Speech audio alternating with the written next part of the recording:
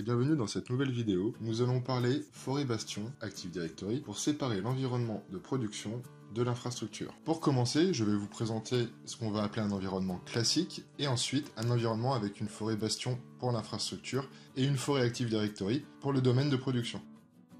L'environnement dit classique regroupe au sein d'une même forêt Active Directory l'ensemble des serveurs, qu'ils soient d'infrastructure, comme les hyperviseurs, la sauvegarde, et l'environnement de production avec les serveurs de fichiers, messagerie, bases de données et progiciels. Dans une architecture avec Hyper-V, un serveur physique est souvent configuré en tant que contrôleur de domaine dans le cas où l'ensemble des serveurs Hyper-V serait éteint. Les clusters Hyper-V ont besoin d'avoir un contrôleur de domaine disponible afin de fonctionner. Ce type d'environnement rend difficile la séparation des rôles et des droits sur l'environnement de virtualisation, car les administrateurs du domaine ont un accès total à l'ensemble des serveurs. Ici, on peut voir un environnement avec une forêt bastion pour l'infrastructure et un environnement Active Directory pour la production. On voit également deux hyperviseurs qui sont hors domaine Active Directory, donc en workgroup, et qui ont chacun deux machines virtuelles qui sont les contrôleurs de domaine pour les deux forêts. Ceci permet de démarrer plus facilement les contrôleurs de domaine et de s'assurer dans un environnement avec des clusters Hyper-V comment un contrôleur de domaine soit disponible. Cette configuration permet de séparer les rôles administrateurs en les cloisonnant dans un domaine précis, infra ou prod. Pour augmenter le niveau de sécurité, il n'existe pas de relation d'approbation entre les deux environnements afin de les rendre hermétiques.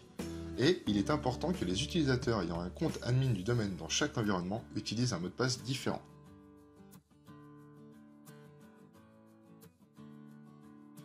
Sur cette diapo, les deux environnements sont côte à côte pour mieux visualiser la différence. Je vais maintenant citer deux exemples pour vous convaincre de l'utilité d'une forêt bastion. Exemple 1. Durcissement de la sécurité de votre infra. Partons du constat que sur votre environnement de production, vous avez encore un ancien logiciel qui nécessite de garder actif SMB1. Dans un environnement classique, l'ensemble de votre environnement est exposé au risque SMB1. Avec une forêt bastion, vous pouvez sans problème désactiver SMB1 sur la partie infrastructure. Exemple 2. On va parler de la gestion des droits. Pour des raisons pratiques, le support informatique dispose d'un compte admin du domaine pour certaines opérations sur les éléments de production. Dans un environnement dit classique, le support informatique va avoir les droits sur l'ensemble des serveurs et peuvent accéder à la gestion d'Hyper-V.